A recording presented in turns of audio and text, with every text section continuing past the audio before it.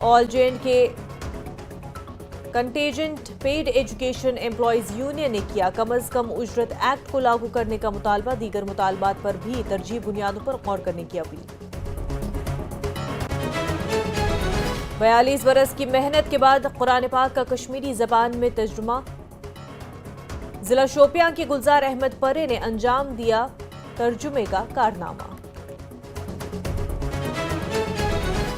लद्दाख के तयाक्षी polo ground में winter football league इख्तिताम पजीर। नवंबर नुब्रा भर से 10 टीमों ने लिया हिस्सा। तयाक्षी स्ट्राइकर ने किया टूर्नामेंट अपने नाम।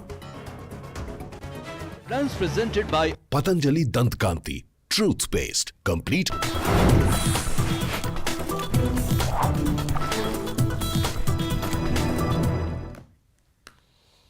आदाब, कश्मीर न्यूज के साथ मैं हूं मुनज़्ज़ा शाह। जनूबी कश्मीर के जिला कुलगाम में दहशतगर्दों के हमले में एक साबिक फौजी की मौत हो गई।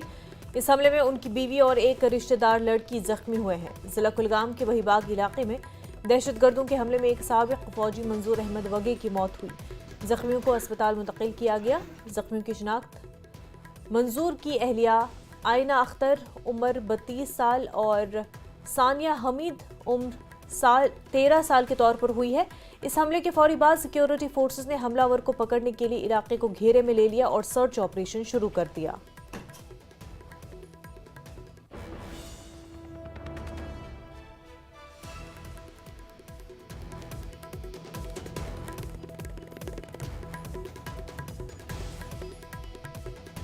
तो आपको बता दें कि साबिक फौजी मंजूर अहमद वगे को निशाना बनाया गया है। मंजूर अहमद की अहलिया और बेटी भी जख्मी हुई है। आपको बता दें कि मंजूर अहमद की अहलिया और एक लड़की भी जख्मी हुई है। इस हमले में इलाके में सिक्योरिटी फोर्सेस का सर्च ऑपरेशन शुरू हुआ। जख्मियों को अस्पताल मुंतकिल किया गया। कुलगाम में यह हमला हुआ है। साबिक फौजी जवान और उनके अहल खाना पर यह हमला किया गया है। बहीबाग कुलगाम में दहशतगर्दों ने यह हमला किया है। एक साबिक फौजी मंजूर अहमद को निशाना बनाया गया, जिसमें उनकी अहलिया और एक लड़की जख्मी हुए हैं।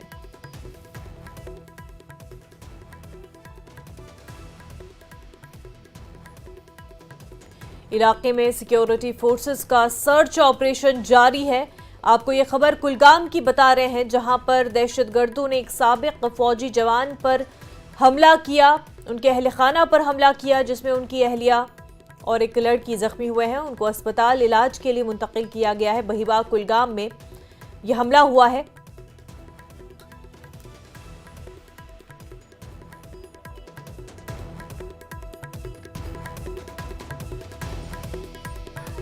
इस वक्त हम मौजूद हैं बहीबाग कुलगाम इलाके में और कुछ देर पहले यहाँ एक आतंकी हमला और इस हमले में जो है अभी 3 लोग जख्मी हो गए थे, जिसमें एक की मौत जो है वाकया हुई है और जिसके बारे में ये बताया जा रहा है कि वो एक्स आर्मी मैन था। और ये एक बहुत बड़ा हमला और ये पूरा इलाका जो है इसको सिक्योरिटी फोर्सेस ने अपनी तहवील में ले लिया है और यहाँ अभी पुलिस, आर्मी और उसके साथ साथ सीआरपीएफ की टुकड़ियां जो है इस पूरे इलाके में तैनात की गई है। बहीबाग कुलगाम इलाके में कुछ देर पहले जो है ये वाकया पेश आया और इस वाकये में जो है अभी तक जो है एक शख्स की मौत जो है वो वाकया हुई है, जिसका नाम जो है मंजूर अहमद वगे बताया जा रहा है और जिसके बारे में ये बताया जा रहा है कि वो साबिका फौजी है और उसके साथ साथ उनकी अहलिया जो है वो जख्मी हो गई है। एक छोटी सी बच्ची जो है 6 साल वो भी इसमें जख्मी हो गई है। कुल मिलाकर 3 लोग चूंकि जख्मी हो गए थे, उनको अस्पताल में इलाज मुआवजे के लिए दाखिल किया गया। ताहम मंजूर अहमद वगे जो है जख्मों की ताब न लाकर जो है वो दम तोड़ बैठे और ऐसे में आप देख सकते हैं, मैं कैमरामैन से कहूं वो आपको दिखाने की कोशिश करेंगे, या पूरा इलाका देख सकते हैं। यहाँ पे सिक्योरिटी फोर्सेस की काफी नफरी जो है वो तैनात की गई है और साथ में इस पूरे इलाके को जो है वो कॉर्डन किया गया है, कॉर्डन ऑफ किया गया है। सर्च ऑपरेशन जारी है। इस बहीबाग इलाके की हम बात कर रहे हैं और इस बहीबाग इलाके को कुछ देर पहले जो है पूरे इलाके को जो है सिक्योरिटी फोर्सेस ने अपनी तहवील में ले लिया है। यहाँ फौज की बारी नफरी, पुलिस की बारी नफरी, सीआरपीएफ और दीगर सिक्योरिटी एजेंसीज की बारी नफरी जो है वो तैनात की गई है और जो मुलव्वस अफराद हैं उनको जो है कीफर किरदार तक पहुंचाने की जो है वो कोशिश कर रही है सिक्योरिटी फोर्सेस। फिलहाल बहीबाग कुलगाम इलाके से ये बड़ी खबर निकलकर सामने आ रही है कि यहाँ पे अभी कुछ देर पहले एक हमला हुआ जिसमें 3 लोग जख्मी हुए और 3 में से एक मंजूर अहमद वगे की जो है मौत वाकया हुई है। जहूर रिजवी, न्यूज़ 18 नेटवर्क, बीबाग कुलगाम। इस मामले पर मजीद बातचीत के लिए हमारे साथी जहूर जुड़ चुके हैं। साथ ही साथ सीनियर एडिटर तेजेंद्र सिंह सोढ़ी भी हमारे साथ जुड़े हुए हैं। सोढ़ी जी, इससे पहले मैं आपके पास आऊं, जहूर से अपडेट ले लेते हैं इस सिचुएशन को लेकर के। जहूर, हमें बताएं इस वक्त का क्या अपडेट है इस हवाले से। बिल्कुल मुनज़्ज़म, मैं आपको बताऊं कि इस वक्त बीबाग कुलगाम इलाके में हम मौजूद हैं और कुछ देर पहले यहाँ पे एक आतंकी हमला हुआ और इस हमले में जो है एक मंजूर अहमद रिटायर्ड जो फौजी जवान है वो जो है अपनी जान गंवा बैठे और इसमें उनकी अहलिया जो है वो जख्मी हुई और उनकी रिलेटिव जो है 13 साल वो भी इसमें जख्मी हुई। और कुल मिलाकर ये देख सकते हैं आप कि पूरा इलाका जो है अभी एक फौजी छावनी में तब्दील हो गया, क्योंकि इस पूरे इलाके को जो है सिक्योरिटी फोर्सेस, फौज और जो है दीगर सिक्योरिटी एजेंसीज उन्होंने अपनी इसे तहवील में ले लिया है।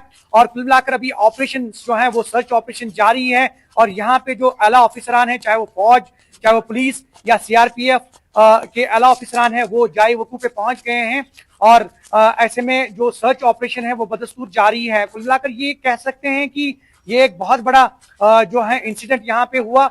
और इससे पहले मुनज़्ज़म मैं आपको बताऊं कि कुछ दिन पहले जो इसी इलाके के बिल्कुल कुछ दूरी पे वाक़या जो काडर इलाका है, वहां पे एक बहुत बड़ा ऑपरेशन जो है सिक्योरिटी फोर्सेस ने अंजाम दिया था, जिसमें 5 जो टेररिस्ट हैं वो हलाक किए गए थे, जिसमें एचएम का जो कमांडर है फारूक अहमद भट्ट, उसको भी जो है न्यूट्रलाइज किया गया था। और उसके फौरन बाद ये बीबाग इलाके में जो है ये अभी इस तरह का इंसिडेंट होना, ये कहीं ना कहीं ये दर्शाता है मौजूदगी। और ऐसे में सिक्योरिटी फोर्सेस चूंकि हर एक जो चैलेंज है उसको एक्सेप्ट करने के लिए तैयार रहती है। ये आप देख सकते हैं, कैमरामैन थोड़ा सा दिखा सकते हैं, ये पूरा इलाका जो है इस पूरे इलाके को जो है सिक्योरिटी फोर्सेस ने अपनी तहवील में ले लिया है। सर्च ऑपरेशन जारी है और इस सर्च ऑपरेशन के द्वारा जो है कोशिश ये की जा रही है कि जो इसमें मुलव्वस जितने भी लोग होंगे उनको जो है न्यूट्रलाइज किया जाए, उनको कीफर किरदार तक पहुंचाया जाए। और ये के हवाले से कोई खबर है क्या, वो भी एचएम से है क्या, ऐसी कोई खबर, कोई इंफॉर्मेशन? जी बिल्कुल, अभी जैसा कि अभी जराये से मालूम, उनका इलाज जो अस्पताल में ज़ोर आपकी आवाज हम तक सही से नहीं पहुंच पा रही है। तेजेंद्र सिंह सोढ़ी भी हमारे साथ बने हुए हैं। आप इस सिचुएशन को कैसे देखते? साबिक फौजी, उनके घर वालों पर हमला हुआ है। देखिए मुझे इससे पहले मैं जैस्मीन से जब बात कर रहा था तो मैंने ये बात बताई थी कि आतंकवादी जो हैं उनके इस तरह के हमलों से 3 मंसूबे जो हैं वो इसमें कामयाब होते हैं। नंबर 1, जब वो सुरक्षा बलों के कैंप पे हमला करते हैं, चाहे वो आर्मी, चाहे पुलिस या सीआरपीएफ, तो आतंकवादियों को ये बात पता होती है कि वो रिटेलिएशन में मारे जाएंगे। तो इस तरह के जो टारगेट होते हैं कि एक सिविलियन या एक रिटायर्ड फौजी या एक रिटायर्ड पुलिस वाले पे हमला करना जब वो अपने घर पे अपनी फैमिली के साथ है, तो ये सबसे आसान टारगेट होता है आतंकवादियों के लिए, ईजी टारगेट। आप देखिए, पहले हमने देखा कि नॉन लोकल जो माइग्रेंट लेबरर थे उन पे टारगेट किया जाता था, उन्हें मारा जाता था, कश्मीरी पंडितों को मारा जाता था, जो ये रिटायर्ड फौजी हैं या रिटायर्ड पुलिस वाले हैं उन पे हमला किया जाता था। तो आतंकवादी उनके लिए इजी टारगेट है, क्योंकि वहां से कोई रिटेलिएशन होगी नहीं, तो वो वहां से ये आतंकवादी हमले को अंजाम देकर भाग जाएंगे।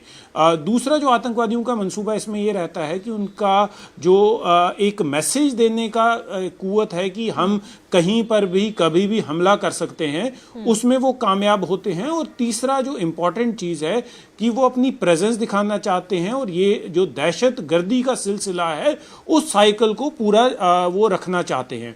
इंपॉर्टेंट चीज़ ये है कि देखिए, जब तक हमारा पड़ोसी मुल्क जो पाकिस्तान है वो लगातार आतंकवादियों को भेजता रहेगा, ट्रेन करता रहेगा, हथियार मुहैया करता रहेगा, जम्मू कश्मीर में जो हालात हैं वो पूरी तरह से ठीक नहीं होंगे, चाहे हमारी सुरक्षा एजेंसीज कितनी भी कोशिश कर ले। लेकिन एक चीज़ रिमार्केबल है मुनेजा, क्योंकि आप भी कश्मीर से हैं, इस बात को आप भली भांति समझते हैं कि 2019 से पहले जो जम्मू कश्मीर था अब वो काफ़ी हद तक बदल चुका है। 2019 से पहले आए दिन पत्थरबाजी हुआ करती थी, आए दिन आतंकी हमले हुआ करते थे, आए दिन वहां पर सुरक्षा बलों को टारगेट किया जाता था, सिविलियंस को टारगेट किया जाता था। लेकिन उसमें एक रिमार्केबल कमी जो है वो आई है। पत्थरबाजी तो अब बिल्कुल गायब हो चुकी है। जो आतंकी हमले हैं लगभग उनमें 80% से ज्यादा की कमी आई हुई है। लेकिन आतंकवादी, क्योंकि जब मैंने आपसे ये कहा कि पाकिस्तान जो हमारा पड़ोसी मुल्क है, पाकिस्तान की स्टेटेड पॉलिसी है to bleed India with 1000 cuts, और पाकिस्तान में आतंकी कैंप जो हैं वो जग जाहिर है कि आतंकी कैंप जो हैं अभी भी वो सक्रिय हैं, चल रहे हैं। इवन अभी कुछ दिन पहले एक इंटेलिजेंस रिपोर्ट आई थी कि जो जितने भी लॉन्च पैड्स हैं लाइन ऑफ कंट्रोल के साथ में या इंटरनेशनल बॉर्डर के साथ में, पाकिस्तानी आर्मी ने, क्योंकि पाकिस्तान आर्मी की डायरेक्ट इन्वॉल्वमेंट है, पाकिस्तान आर्मी जो है वही आतंकवादियों को ट्रेन करती है, वही उन्हें हेल्प करती है लाइन ऑफ कंट्रोल या इंटरनेशनल बॉर्डर क्रॉस करने में। तो जितने भी वहां पर आतंकी ट्रेनिंग कैंप हैं उन्हें फिर से रीएक्टिवेट कर दिया गया है, और जितने भी लॉन्च पैड्स हैं वहां पर भी काफी भारी मात्रा में आतंकी वेट करते रहे हैं कि वो किसी तरीके घुसपैठ जो है वो कर पाएं। अभी एक रिसेंट एक पुलिस की रिपोर्ट आई थी जिसमें यह कहा गया था कि जम्मू कश्मीर में लगभग 119-120 के करीब जो आतंकवादी हैं वो सक्रिय हैं, जिसमें सिर्फ 30 लोकल हैं। जो भारी मात्रा में आतंकी जो एक्टिव हैं कश्मीर में वो पाकिस्तानी हैं। तो ये साफ दर्शाता है कि पाकिस्तान जो है वो नहीं चाहता कि जम्मू कश्मीर में हालात सुधरे। जम्मू कश्मीर में यूथ को रेडिकलाइज किया जाता है। सोडी जी, क्योंकि जैसा आपने बताया कि एक तरफ हम एक ग्राउंड सिचुएशन को बदलता हुआ देख रहे हैं 2019 से, पैरेलल टू दैट हमने देखा कि टारगेट किलिंग्स, लेबरर्स को मारना, और अब जिस तरह से साबिक फौजियों पर हमला हो रहा है, ये ओवरऑल जिस तरह का एक पैटर्न बना हुआ है, आप इसको कैसे रीड करेंगे? देखिए मुनेजा, इसे हम अगर ये कहें कि एक पैटर्न नहीं है, आतंकवादियों के कायराना हरकत है। आप देखिए एक छोटी सी बच्ची जो अपने रिश्तेदार से मिलने आई थी उस पे गोली चलाना, ये किस बात की बहादुरी है? एक लेडी जो साबिका फौजी की वाइफ है उस पे गोली चलाना, ये तो देखिए सबसे बड़ी बुज़दिलाना हरकत है कि एक तो निहत्थे लोगों पे हमला कर रहे हैं और उसके ऊपर जो लेडीज हैं घर में, चाहे वो छोटी सी बच्ची है, इस साबिका फौजी की जो वाइफ है उस पे हमला करते हैं। तो ये तो देखिए जम्मू कश्मीर के लोग जो हैं वो इस चीज को पूरी तरह से समझ चुके हैं कि ये जो आतंकवादी हैं इनका मंसूबा जम्मू कश्मीर में सिर्फ आतंकवाद फैलाना है। ये जम्मू कश्मीर के बच्चों को नहीं छोड़ रहे, ये जम्मू कश्मीर के जो लेडीज हैं उन्हें नहीं छोड़ रहे, छोटे छोटे बच्चों पे गोलियां चला रहे हैं। तो देखिए जो साबिका फौजी थे इन्होंने देश की सेवा के लिए वर्दी पहनी थी, अब तो ये रिटायर हो चुके थे, एक सिविलियन की लाइफ जी रहे थे। पिछले 3-4 साल से ये रिटायर होकर अपने घर में थे देश की सेवा करने के बाद। तो इन आतंकवादियों ने इन पे हमला करके क्या हासिल किया? एक कश्मीरी को, देखिए सबसे बड़ी बात यह है कि आतंकवादियों ने आज एक कश्मीरी का खून बहाया, सिर्फ एक कश्मीरी का नहीं, एक कश्मीर की बेटी का खून बहाया, कश्मीर की बहू का खून बहाया। तो ये साफ दर्शाता है कि आतंकवादियों के जो मंसूबे हैं वो कहीं जम्मू कश्मीर के हक में नहीं है, जम्मू कश्मीर के फेवर के लिए वो कुछ नहीं कर रहे। जम्मू कश्मीर के बेगुनाह लोगों का कत्लो गारत अगर कोई कर रहा है तो यही पाकिस्तान से भेजे हुए आतंकवादी हैं, यही वही लोग हैं जो पाकिस्तान की गन उठा के पाकिस्तान की बेहस्त पे जम्मू कश्मीर में आतंकवाद को फैला रहे हैं। तो मुनेजा, जम्मू कश्मीर के लोग जो हैं वो इस बात को पूरी तरह समझ चुके हैं कि पाकिस्तान का मंसूबा, पाकिस्तान को कोई जम्मू कश्मीर के लोगों से प्यार नहीं है, पाकिस्तान को प्यार है जम्मू कश्मीर की जमीन से। पाकिस्तान चाहता है कि किसी तरीके जम्मू कश्मीर की जो जमीन है वो पाकिस्तान का हिस्सा बन जाए, लेकिन जम्मू कश्मीर के लोग अब ये चीज नहीं चाहते और ना कभी ये होने देंगे। 1947 से लेकर आज तक मुनेजा अगर आप हिस्ट्री देख लें तो जम्मू कश्मीर के लोग ही पाकिस्तान को उन्होंने अपोज किया है। 1947 की अगर आप हिस्ट्री पढ़ लें तो आप देखिए 1947 में जब कबायली हमला हुआ, जिसको पाकिस्तान आर्मी ने कबायली का नाम दिया क्योंकि वो पाकिस्तान की रेगुलर आर्मी थी, उसमें जम्मू कश्मीर के लोग जो थे उन्होंने हथियार उठाए और उन कबायलियों का जो है उनके खिलाफ लड़े। तब एक बहुत मशहूर नारा होता था, हिंदू मुस्लिम सिख इतिहाद जिंदाबाद। तो ये नारा जो है ये किस लिए बनाया गया? ये नारा इसलिए बनाया गया, उस इतिहाद ने पाकिस्तान के एग्रेशन को रोकने के लिए लोगों को लामबंद किया, जोड़ा। और आज भी आप देख लीजिए लगभग 80 साल के बाद भी जम्मू कश्मीर के लोग जो हैं वो इस पाकिस्तान के जो नापाक मंसूबे हैं उससे तंग आ चुके हैं और लामबंद हो चुके हैं पाकिस्तान को फिर से एक बार सबक सिखाने के लिए। जी मुनेजा सिंह सोडी जी, इतिहाद जो है वो हर एक कौम, कोई भी कौम हो, उसकी स्ट्रेंथ होती है और जम्मू कश्मीर की स्ट्रेंथ भी ही इतिहाद में है। जो भी कम्युनिटीज़ हो मिलकर खड़े रहते हैं तभी एक कम्युनिटी बेहतर बन पाती है, प्रोग्रेसिव बन पाती है। तेजेंद्र सिंह सोडी साहब और ज़हूर, आप दोनों का बेहद शुक्रिया हमारे साथ बात करने के लिए। खबरों का सिलसिला आगे भी जारी रहेगा, लेकिन उससे पहले एक छोटा सा ब्रेक।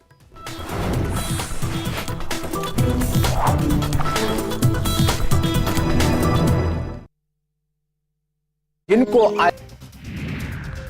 महाकुंभ की व्यवस्था को लेकर स्वामी कैलाशानंद गिरी ने मुख्यमंत्री योगी को कहा धन्यवाद। कहा राज्य सरकार ने महाकुंभ में अच्छी व्यवस्था की है। मुख्यमंत्री योगी खुद कर रहे हैं अमृत स्नान की मॉनिटरिंग। सुबह 3:30 बजे से वॉर रूम में डटे हैं सीएम।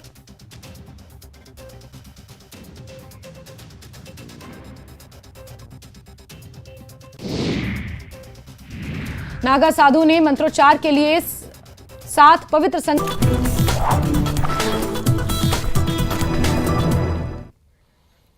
ब्रेक के बाद आपका खैर मकदम। श्रीनगर पुलिस ने दहशतगर्दी के 7 साथियों के खिलाफ यूएपीए के तहत चार्जशीट दाखिल की है। श्रीनगर पुलिस ने गैर कानूनी सरगर्मियां रोकथाम एक्ट के तहत 7 दहशतगर्द साथियों के खिलाफ चार्जशीट दाखिल की है।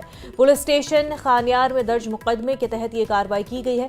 इस मुकदमे में मजमूई तौर पर 8 मुलजमान मुलविस थे, जिनमें एक पाकिस्तानी दहशतगर्द भी शामिल था जो उस्मान के नाम से काम कर रहा था, जिसे पुलिस एनकाउंटर में हलाक कर दिया गया था।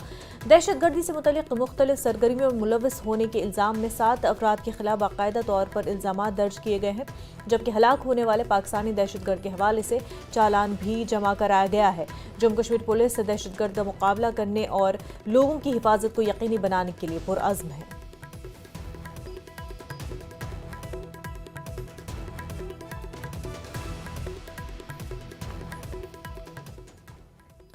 जिला पुलवामा के खानदान श्रीनगर में वजीर आला की रिहाइशगाह के बाहर एहतजाज किया। 5 माह कबल मुबैना तिब्बी गफलत की वजह से खातून की मौत पर इंसाफ का मुतालबा करते हुए उन्होंने वजीर आला उमर अब्दुल्ला की रिहाइशगाह के बाहर एहतजाज किया। पुलिस ने मौके पर पहुंचकर मुजाहिरीन को मुंतशिर किया। ताहम मुजाहिरीन का कहना था कि वो 5 माह से इंसाफ के मुंतजर हैं।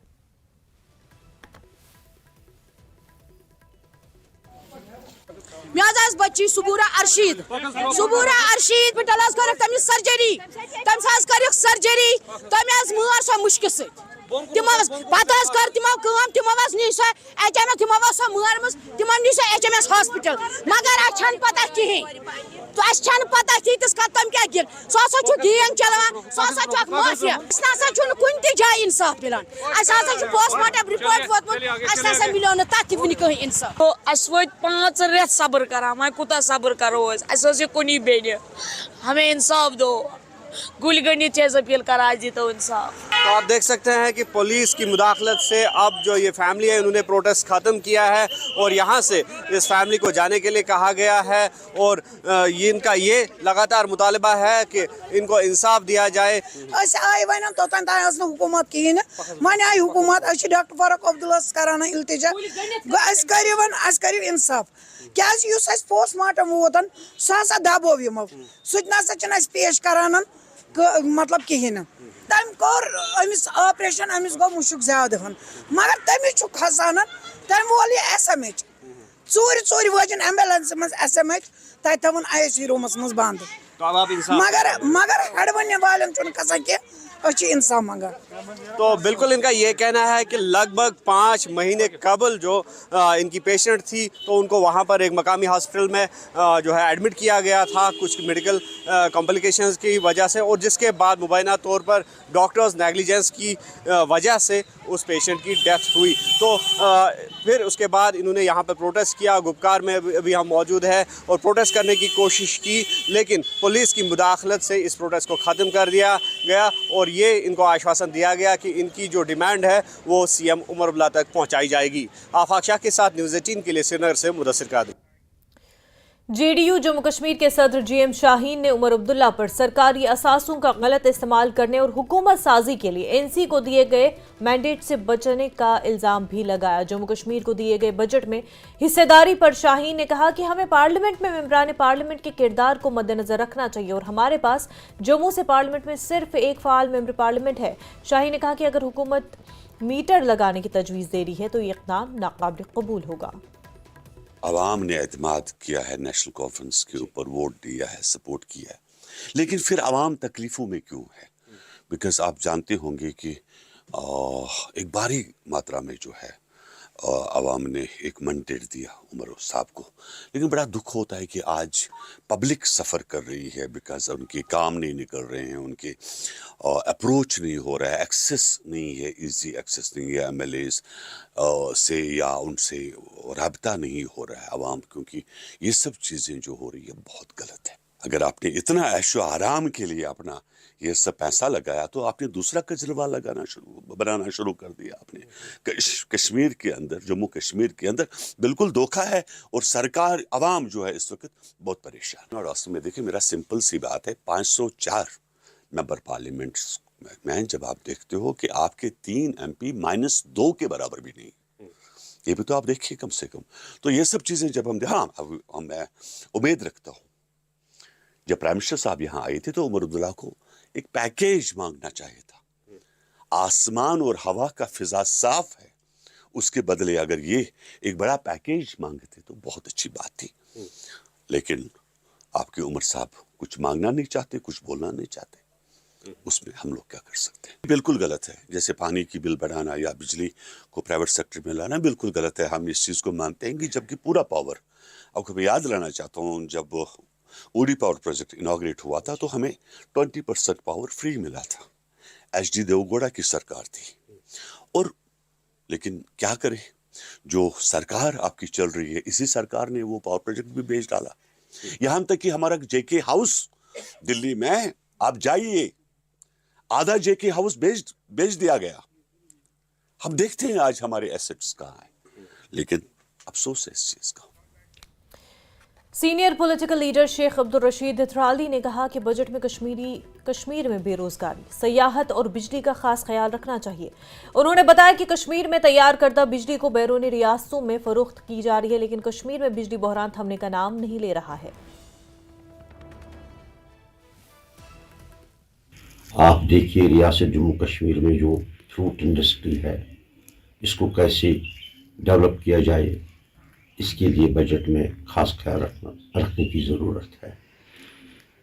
और हमारे नौजवान जो बेरोज़गार हैं, जिनके पास रोज़गार नहीं है, जो खुद रोज़गार स्कीम्स चलाना चाहते हैं, उनका ख्याल रखना चाहिए।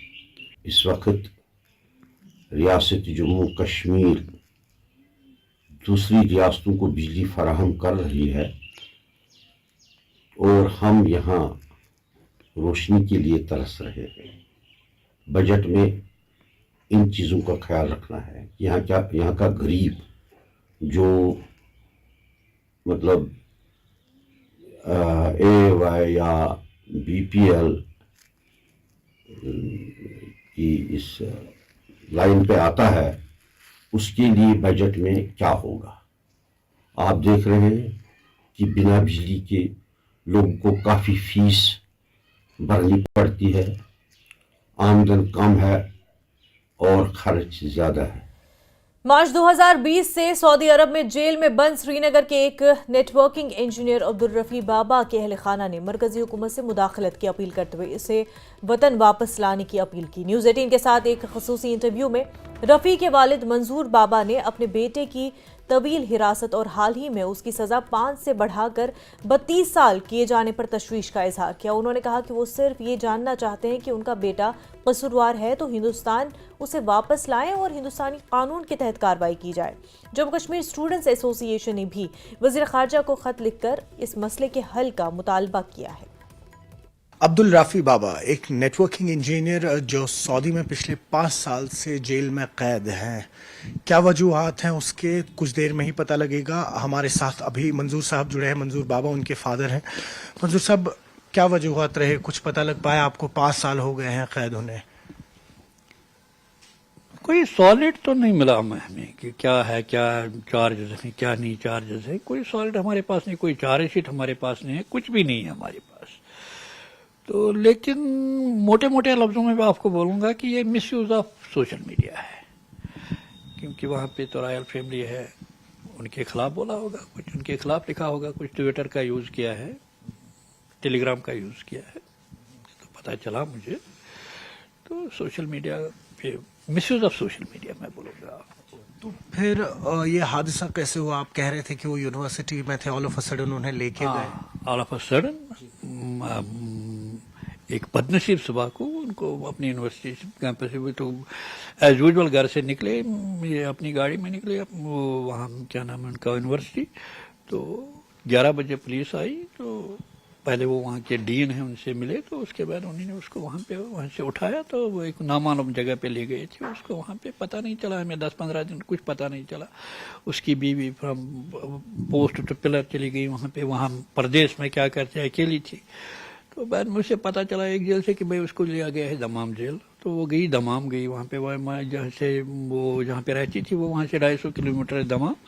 तो वहाँ गई तो उन्होंने वहाँ पे कहा, उसे कंफर्म किया हाँ जी वो यहाँ पे है, लेकिन अभी तो उसका कोई मुलाकात नहीं मिल सकती, कुछ नहीं मिल सकता। तो आफ्टर 8 मंथ तो उसको फिर बुलाया गया। 8 महीने के बाद उसको मुलाकात दी गई थी, लेकिन कैसे बीच में वो शीशा था, वो उस साइड था, इंटरकॉम पे उसने बात की, ऐसे फेस टू फेस नहीं मिलने दिया गया था। तो वो तो उस वक्त बहुत पर्टर्ब था, बहुत डिस्टर्ब था, वो क्या बोलता। तो क्योंकि उसे 8 महीने रखा गया था आइसोलेशन में, कन्फाइनमेंट। तो उसमें कमरे में टीवी चलाया गया था 24/7, उस पर म्यूजिक था, वो भी लाउड आवाज़ में, बहुत टॉर्चर किया गया था उसको। तो एक बार उसने मुझे बताया फ़ोन पे कि भाई ऐसे आए थे। मैंने कहा उसे क्यों हाथ लगा, क्या कुछ चार्जेस कर रहे हैं, क्या चार्जेस मारे? उसने कहा कोई चार्ज नहीं बन रहा है, लेकिन ये मुझे कह रहे हैं कि कोई आएगा, वो आपसे पूछेगा और उसको उसका यस में जवाब दीजिए ना। वो लग रहा है क्योंकि हमने पहले भी ऐसे कुछ केसेस देखे थे जहाँ पे हमारे जो बच्चे हैं यहाँ से किन्हीं कारणों की वजह से वो बाहर फंस जाते हैं अलग मुल्कों में। उसके बाद इंडियन गवर्नमेंट की इंटरफेरेंस जब रहती है तो कहीं ना कहीं उसका इजाला हो जाता है। तो आप होपफुल हैं? मुझे तो भरोसा है इंडियन गवर्नमेंट की डेमोक्रेसी पे, तो मुझे भरोसा है। I trust Indian democracy. मुझे भरोसा है कि वो कुछ करेंगे, तो इंशाल्लाह वापस लाएंगे मेरे बेटे को वहाँ से। बहुत शुक्रिया। न्यूज़ 18 के लिए अयूब खान के साथ श्रीनगर से मैं सरोज कफील। खबरों का सिलसिला आगे भी जारी रहेगा, लेकिन उससे पहले एक छोटा सा ब्रेक।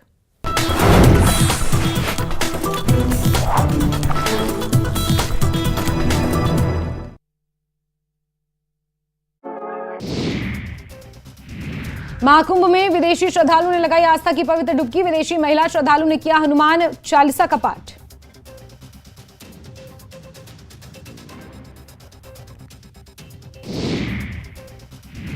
महाकुंभ में किन्नर अखाड़े के संतों ने बसंत पंचमी के मौके पर किया अमृत स्नान। त्रिवेणी संगम तट पर लगाई आस्था की डुबकी।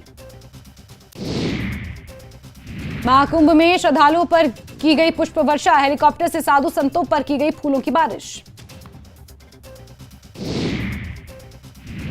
महाकुंभ में अमृत स्नान से पहले अखाड़ों की निकली शोभा यात्रा में कई सुंदर सुंदर पालकियां भी आई नजर। महाकुंभ में बसंत पंचमी पर देखिए अमृत स्नान की भव्यता। महाकुंभ क्षेत्र में निकली जूना अखाड़े की शोभा यात्रा। अखाड़े के संतों ने लगाई आस्था की डुबकी। महाकुंभ में नागा साधुओं की शोभा यात्रा में सनातन का दिखा रंग। महाकुंभ की व्यवस्था के लिए संतों ने की मुख्यमंत्री योगी की तारीफ। निरंजनी अखाड़ों के साधु संतों ने संगम में किया अमृत स्नान। शोभा यात्रा के साथ संगम तट पर पहुंचे अखाड़ों के संत।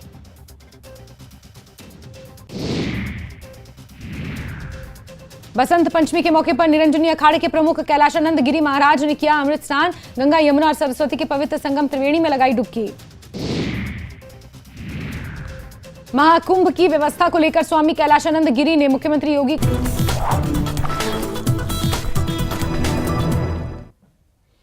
ब्रेक के बाद आपका खैर मकदम। जम्मू कश्मीर स्टूडेंट्स एसोसिएशन के कन्वीनर नासिर खुहामी ने वजीर खारजा के साथ इंजीनियर अब्दुल रफी बाबा का मसला उठाया और इसमें खानदान के दुख और फौरी कार्रवाई की ज़रूरत को उजागर किया गया। जम्मू कश्मीर स्टूडेंट्स एसोसिएशन के सदर उमर जमाल ने कहा कि उन्होंने ये मसला वजारत के साथ उठाया है और पुरुमीद है कि अब्दुल रफी बाबा को जल्द रिहा किया जाएगा। वक्त पहले हमें भी ज़राए अबलाग से पता चला कि कश्मीरी नौजवान 36 साल नौजवान जो कि सोरा श्रीनगर से ताल्लुक़ रखते हैं, वो मार्च 2000 से जो है वहाँ कैद है। तो जो ही हमें पता चला हमने उनकी फैमिली के साथ कम्युनिकेट करने की कोशिश की। उसके बाद हमने मिनिस्ट्री ऑफ एक्सटर्नल अफेयर्स पे खत लिखा।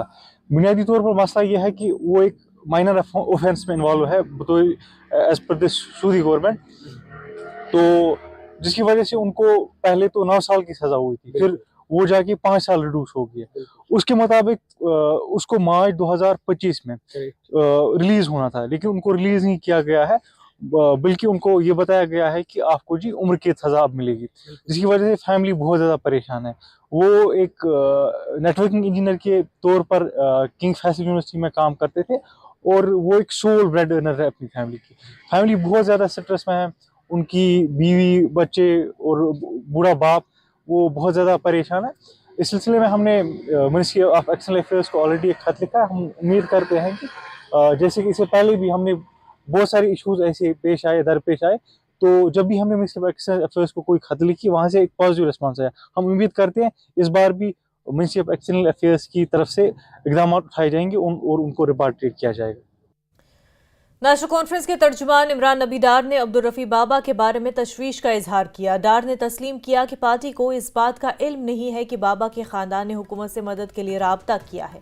उन्होंने कहा कि इस बात का इम्कान है कि उमर अब्दुल्ला बाबा के खानदान से खुद मालूमात इकट्ठा करने और मामले को दिल्ली में बढ़ाने के लिए पहल करें। ये बताएं, हमने देखा कल जम्मू कश्मीर स्टूडेंट्स एसोसिएशन जो है उन्होंने ministry of home affairs external affairs को एक चिट्ठी भेजी है।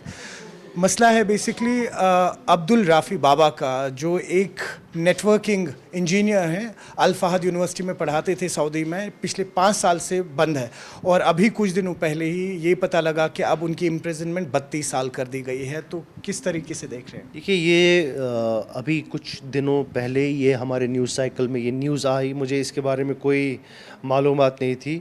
आई थिंक उनके फैमिली ने गवर्नमेंट को have they reached out to government, we need to know more about the details. और मैं पूरी उम्मीद करता हूँ कि उमर साहब ने इससे पहले भी ऐसे केसेस जो थे उनमें इंटरवीन किया है और ख़ासकर जो एक्सटर्नल अफेयर्स मिनिस्ट्री है उनके साथ रब्ता किया है। आई एम श्योर कि इस केस के डिटेल्स पता लगने के बाद जो हमारी गवर्नमेंट है they will talk to the external affairs ministry और मुझे लगता है कि कोई पेशरफ्त हो सकती है उसमें। बहुत शुक्रिया। न्यूज़ 18 के लिए अयूब खान के साथ श्रीनगर से मैं सरोज कफील। जेएमसी के साबिक मेयर राजेंद्र शर्मा समेत कई समाजी और सियासी कारकुनों ने जम्मू शहर और इससे मुल्हिका इलाकों में जराइम के बढ़ते हुए वाक़यात पर शदीद तशवीश का इजहार किया है। इन कारकुनों का कहना है कि ये तशवीशनाक बात है कि जराइम से मुतल्लिक़ ऐसे वाक़यात देखे गए, इसकी वजह से जम्मू के लोग खुद को गैर महफूज महसूस कर रहे हैं और उन्होंने पुलिस से मंशियात फरोशों और मुजरिमों के खिलाफ सख्त कार्रवाई का मुतालबा किया है।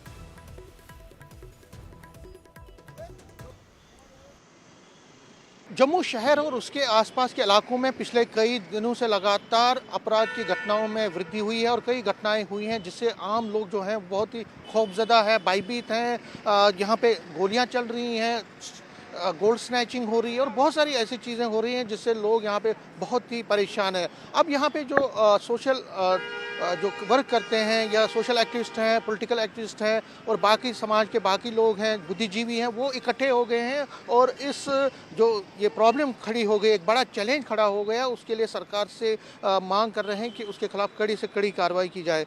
जितनी भी सरकारी ज़मीनें हैं उस पर एनक्रोचमेंट, अतिक्रमण और कब्जा होना शुरू हो गया और उसी से ये सारी वारदातें होने शुरू हो गई।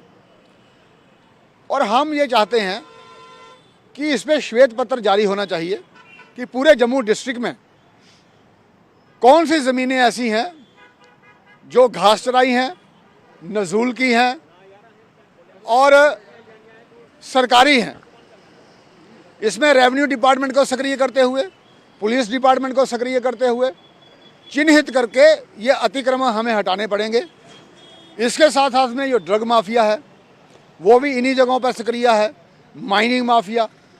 तो ये जो लोग हैं इन्हीं के कारण ये सब घटनाएं हो रही हैं। मैं तो ये कहूँगी जे सब पे रोकथाम लगनी चाहिए, क्योंकि कल का परसों का जो हमने देखा है, एक लेडी के ऊपर टोकर रखकर उसको मारने का हमला देकर पूरी दुकान लूट खसूट कर ली है, कहीं गोली चल रही है कुछ पे, इन सब पे रोकथाम लगनी चाहिए। ये वो चिट्टेरी लोग ही हैं जो चिट्टा का सेवन करते हैं, इस्तेमाल करते हैं। ये वही लोग हैं जो इस तरह की हरकतें करते हैं, वारदात कर रहे हैं। एक बुजुर्ग महिला के सर पे, गर्दन पे उन्होंने टोका रख के और डकैती की है। ये उनकी जान भी जा सकती थी। तो इस तरह की चीज़ें पहले कभी हुई नहीं है। मैं प्रशासन से यही दरख्वास्त करूंगा कि इस पर स्ट्रिक्ट से स्ट्रिक्ट एक्शन ली जाए, अगली बार कोई ऐसा करने से पहले 10 बार सोचे। कैमरामैन चांद के साथ में Sameer Bhatt, news 18 Jammu. All J&K contingent pad education employees union ने हुकूमत से मुतालबा किया कि वो कम अज़ कम उजरत एक्ट को लागू करे और खाली पोस्टों को मज़ीद ताख़ीर के बगैर पुर करे। उनका कहना है कि उनमें से बहुत से महकमे तालीम में बतौर कंटेजेंट पेड मुलाजमीन काम कर रहे हैं, जैसे sweeper, night watch, office boy, मगर अब उन्हें उम्मीद है कि वज़ीर आला उमर अब्दुल्ला और वज़ीर तालीम सकीना ईतू उनके मुतालबात पर तरजीही बुनियादों पर गौर करेंगे।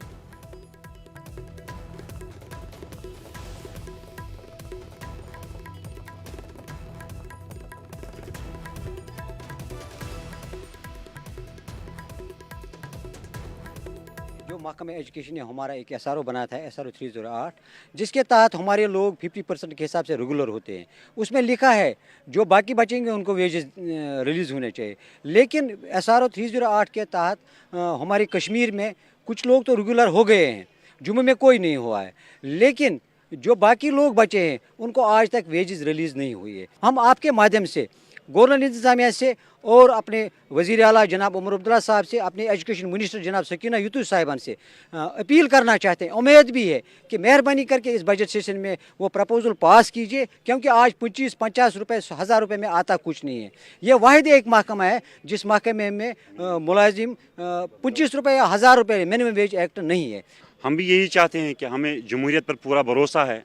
हमने एक मैंडेट दिया है ऑनरेबल गवर्नमेंट जो बनी हुई इस टाइम, जो कंपेनी उन्होंने चलाई है इलेक्शन में, घर घर हम ये करेंगे वो करेंगे, ये कंपेनी उन्होंने चलाई कि रिलीजू का मसला है। हम महकमा एजुकेशन में ज़्यादातर सफाई, स्कूल का वॉच एंड वार्ड हम ही कर रहे हैं। आपको मालूम होगा कि आज विंटर वेकेशन चल रही हैं, जो ही स्कूल खुलेंगे 10 दिन से पहले ही हमें जाना है, हमारे टेबल साफ़ करने हैं, वहाँ वो सारे साफ़ करना है ताकि हमारे बच्चे साफ़ शफाफ स्कूल में बैठ जाएं। हम चाहते हैं कि महकमा एजुकेशन में जो कंटीजेंट पेड वर्कर्स काम करें, जैसे बाकी महकमे चाहे PDD हो, PH हो, एग्रीकल्चर हो, हार्टिकल्चर हो, जैसे वो मंथली मिनिमम वेज एक्ट ले रहे हैं, हम भी चाहते हैं कि कंटीजेंट पेड वर्कर्स को मिनिमम वेज एक्ट नाफिज किया जाए ताकि हम भी राहत की सांस ले सकें। कश्मीरी पंडितों के कुछ अरकान ने हाल ही में मीरवाइज उमर फारूक से नई दिल्ली में मुलाकात की ताकि कश्मीरी पंडितों की यूनियन टेरिटरी में वापसी की राह हमवार करने के लिए बैन कम्युनिटी मफाहमत के इम्कानात को आगे बढ़ाया जा सके। मीटिंग में यह फैसला किया गया कि कश्मीर की जामिया सकाफत को बहाल करने और इस बात को यकीनी बनाने के लिए एक बैन कम्युनिटी मशावरती कमेटी के लिए इक़दाम किए जाएंगे कि वहाँ तमाम कम्युनिटीज़ हम आहंगी से रह सके। जम्मू में रहने वाले कश्मीरी पंडितों ने इस इक़दाम का खैर मकदम किया। उनका कहना है कि कभी न जाने से देर बेहतर है और उनका ये भी कहना है कि वादी में महफूज और बावकार वापसी को यकीनी बनाने के लिए हुकूमत की तरफ से भी ठोस कोशिशें की जानी चाहिए। देखिए, अगर ये बातचीत कोई हुई है अभी कश्मीर में, अगर दिल्ली में मीरवाइज साहब के साथ कश्मीरी माइग्रेंट्स गए हैं, उनसे बात हुई है, तो ये एक अच्छी पहल है। कहीं ना कहीं बातचीत जो बंद है काफ़ी टाइम से कश्मीरी हिंदुओं में और मुसलमानों में, क्योंकि अल्टीमेटली कश्मीरी पंडित ने वहाँ जाके कश्मीरी मुसलमानों के बीच में ही तो रहना है ना। हम इस चीज़ को ये नहीं कि हमें टोटली बंद करनी है बात, क्योंकि मैं देखता हूँ कि जो कश्मीर के पंडित हैं या कश्मीर के जो मुसलमान हैं आपस में बहुत एक दूसरे को मिस कर रहे हैं जिस हिसाब से अभी हालात बन रहे हैं।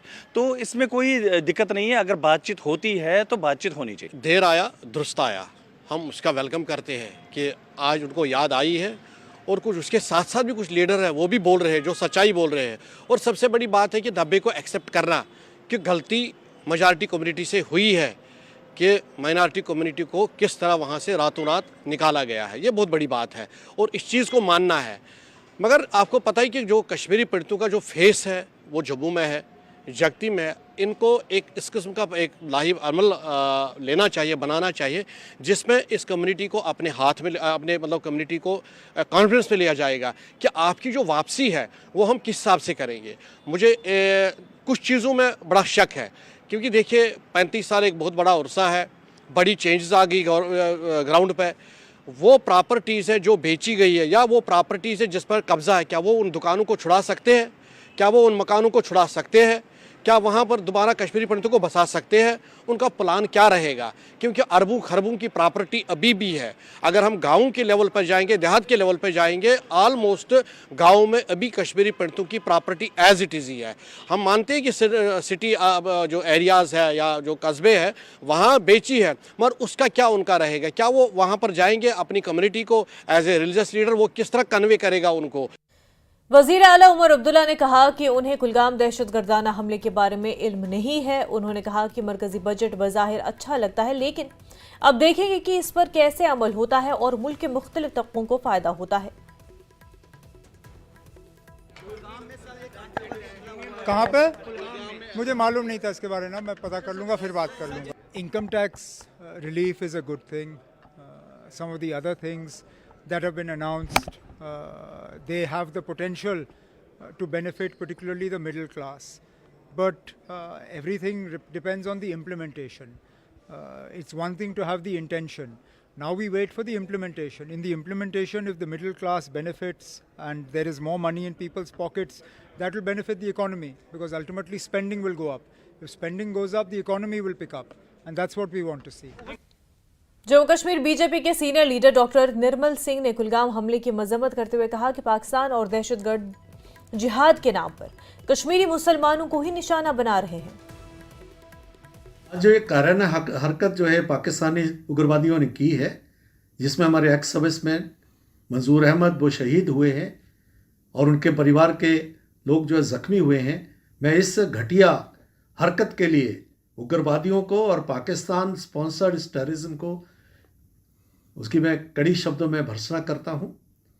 मैं पूछना चाहूँगा पाकिस्तान को और उग्रवादियों के जिस कश्मीर को लेके, कश्मीरी मुसलमानों को लेके आप कह रहे हो कि हम जिहाद कर रहे हैं, क्या मंजूर अहमद कश्मीरी नहीं था, मुस्लिम नहीं था? क्या उसके बच्चे जो है कश्मीरी जो है नहीं थे? और किसके लिए जिहाद कर रहे हो, किसके मार रहे हो आप? क्योंकि आज कश्मीरी इनके झांसे में नहीं आ रहे। आज पाकिस्तान की जो रिक्रूटमेंट है टेररिस्ट की वो कम हुई है, बल्कि नहीं हो रही है। तो इस प्रकार की जो कायराना हरकत करते हैं, कायरों की भांति आते हैं, चूहों की भांति आते हैं और मासूमों को मारते हैं। जब मंजूर अहमद के हाथ में बंदूक थी तब तो आपकी हिम्मत नहीं थी उनसे लड़ने के लिए। तो मैं कश्मीर के लोगों को कहूँगा कि इस षड्यंत्र को समझें और इनके खिलाफ खड़े हो जाएं। आज पूरा भारत, आज जो है भारतीय सेना, सुरक्षा बल आपके साथ हैं और हमने कश्मीर को आतंकवाद से मुक्त करना है। इसके लिए हम एकजुट होकर जो है आगे बढ़ें, तभी कश्मीर में शांति हो सकती है। हमारे नौजवान, हमारे आने वाली पीढ़ी जो है उसको राहत मिल सकती है और कश्मीर का भला हो सकता है। खबरों का सिलसिला जारी रहेगा, लेकिन उससे पहले एक छोटा सा ब्रेक।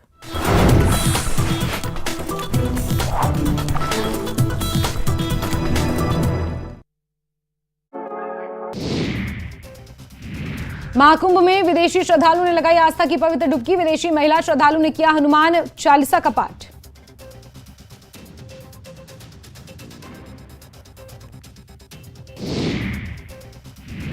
महाकुंभ में किन्नर अखाड़े के संतों ने बसंत पंचमी के मौके पर किया अमृत स्नान। त्रिवेणी संगम तट पर लगाई आस्था की डुबकी। महाकुंभ में श्रद्धालुओं पर की गई पुष्प वर्षा। हेलीकॉप्टर से साधु संतों पर की गई फूलों की बारिश। महाकुंभ में अमृत स्नान से पहले अखाड़ों की निकली शोभा यात्रा में कई सुंदर सुंदर पालकियां भी आई नजर। महाकुंभ में बसंत पंचमी पर देखिए अमृत स्नान की भव्यता। महाकुंभ क्षेत्र में निकली जूना अखाड़े की शोभा यात्रा। अखाड़े के संतों ने लगाई आस्था की डुबकी। महाकुंभ में नागा साधुओं की शोभा यात्रा में सनातन का दिखा रंग। महाकुंभ की व्यवस्था के लिए संतों ने की मुख्यमंत्री योगी की तारीफ। निरंजनी अखाड़ों के साधु संतों ने संगम में किया अमृत स्नान। शोभा यात्रा के साथ संगम तट पर पहुंचे अखाड़ों के संत।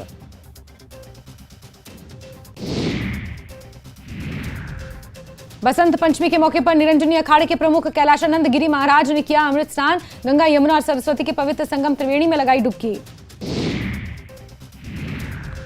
महाकुंभ की व्यवस्था को लेकर स्वामी कैलाशानंद गिरी ने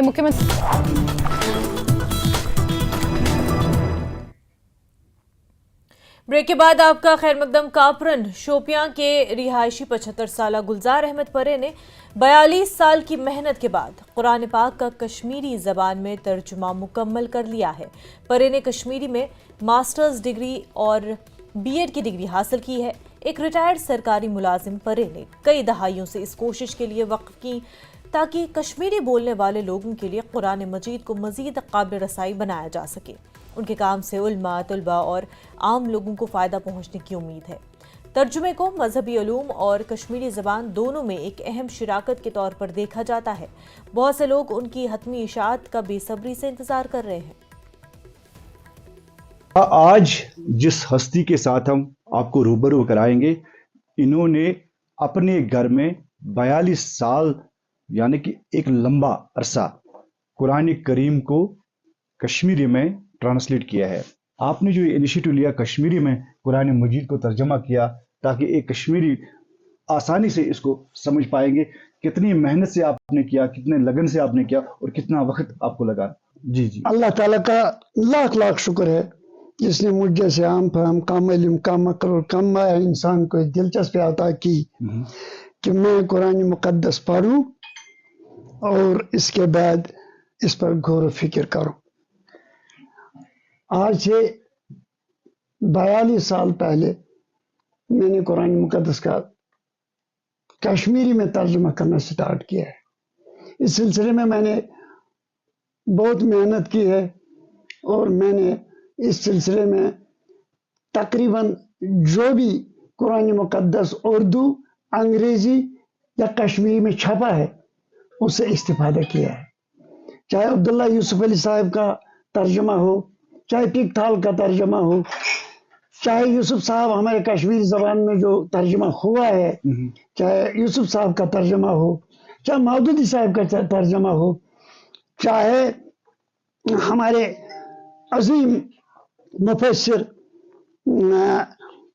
जो हमारे यहाँ गुजरे हैं, बयान कुरान का उनके मुसन्निफ उनका तर्जुमा हो, जो भी तर्जुमा मैंने उनसे इस्तिफादा किया है। आपको ये वक्त कहाँ से मिला है? इस सिलसिले में मैं अपने घर वालों का बहुत शुक्रगुजार हूँ, खुसूसन अपने माँ बाप का जिन्होंने मुझे कुरान मुकद्दस पढ़ाया।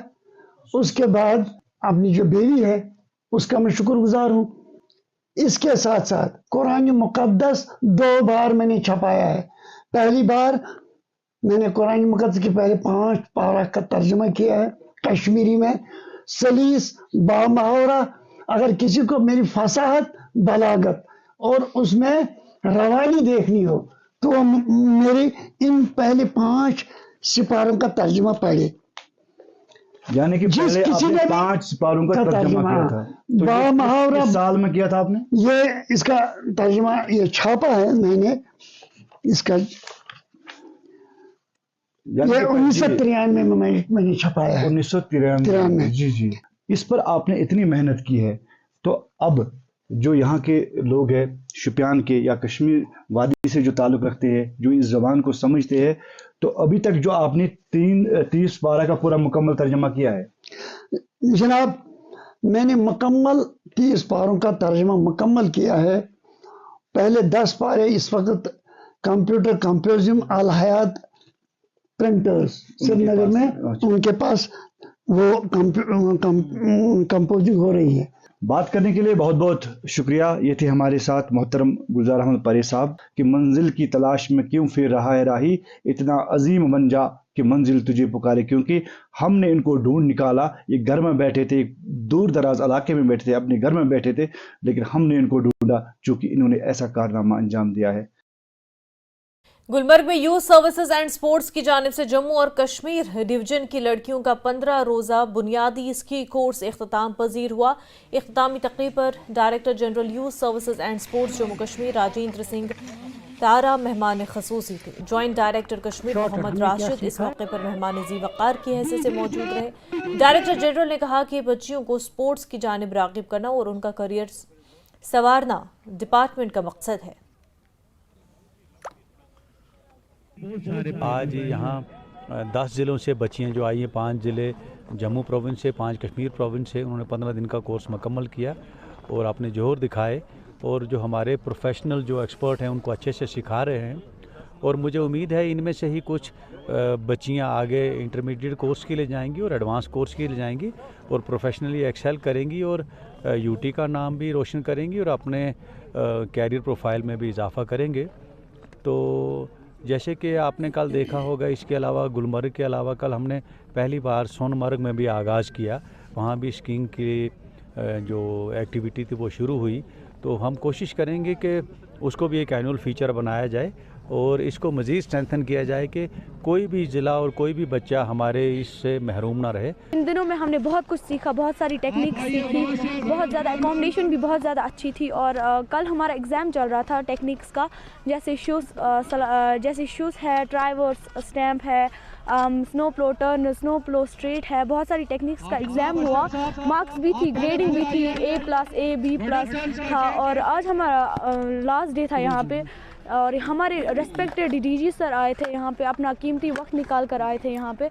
जो हमारे इंस्ट्रक्टर्स थे उन्होंने भी बहुत अच्छे से हमें सिखाया और हम बहुत ज़्यादा थैंकफुल है डायरेक्टर सर के जिन्होंने अपना कीमती वक्त निकाल के हमें दिया और हमको बहुत ज़्यादा अप्रिशिएट। बहुत कुछ सीखा हमने, स्कीइंग पे चलना कैसे, स्कीइंग कैसे करनी है, बेसिक टर्न्स हमने सीखी, बेसिक में हमने सीखा स्कीइंग कैसे करते हैं, ये सीखा, ट्राइवर्स स्टैंड सीखे, स्नो प्लो सीखा, शूज़ सीखा जो हमें बिल्कुल नहीं आता था, वो हमें हमारे टीचर्स ने, हमें हमारे इंस्ट्रक्टर्स ने सिखाया। हम उनके बहुत शुक्रगुजार है कि हमें उनकी वजह से ऐसा मौका मिला कि हम कुछ सीख पाए। इस तरह से इन बच्चों ने कहा कि उन्हें एक अच्छा मौका दिया गया है यहाँ बेसिक स्की कोर्स में, क्योंकि ये बच्चियाँ जो हैं जम्मू कश्मीर के मुख्तलिफ डिस्ट्रिक्ट से आई थी यहाँ पे और क्योंकि 15 रोज़ा कोर्स था और डायरेक्टर जनरल जो यूथ सर्विस एंड स्पोर्ट्स के थे उन्होंने हौसला अफजाई की इन बच्चों की और उन्होंने कहा कि आने वाले वक्त में भी उन्हें बेहतर प्लेटफॉर्म फराहम किया जाएगा और उन्हें बेहतर तरबियत दी जाएगी। न्यूज़ 18 जम्मू कश्मीर के लिए मैं गुलमर्ग से मुनीर हुसैन हुर्रा। लद्दाख के तयाक्षी पोलो ग्राउंड में विंटर फुटबॉल लीग का फाइनल मैच खेला गया। तयाक्षी आखिरी सरहदी गांव थंग से 3 किलोमीटर के फासले पर दूसरा आखिरी सरहदी गांव है। टूर्नामेंट में नुब्रा भर से 10 टीमों ने हिस्सा लिया और 11 स्ट्राइकर और फुटबॉल क्लब तयाक्षी ने फाइनल मैच में जगह बनाई। तयाक्षी स्ट्राइकर ने मैच जीत लिया।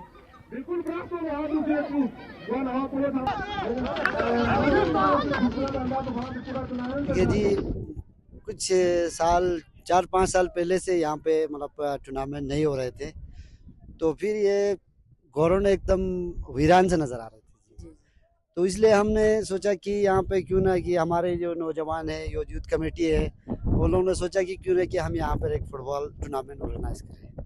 तो इसलिए हमने ये सोचा कि गौरव को थोड़ा मेंटेनेंस करेंगे, मेंटेनेंस करने के बाद फिर ये हम फुटबॉल टूर्नामेंट मतलब इस ग्राउंड में आपका फर्स्ट जो टूर्नामेंट हो जी फुटबॉल टूर्नामेंट ये फर्स्ट है। जो क्रिकेट टूर्नामेंट होते थे तो आपको बहुत पता है कि आप कभी हाथ टाइम यहाँ पे आते हैं यहाँ का, तो फुटबॉल और हर चीज़ का टूर्नामेंट यहाँ से शुरू हुआ है।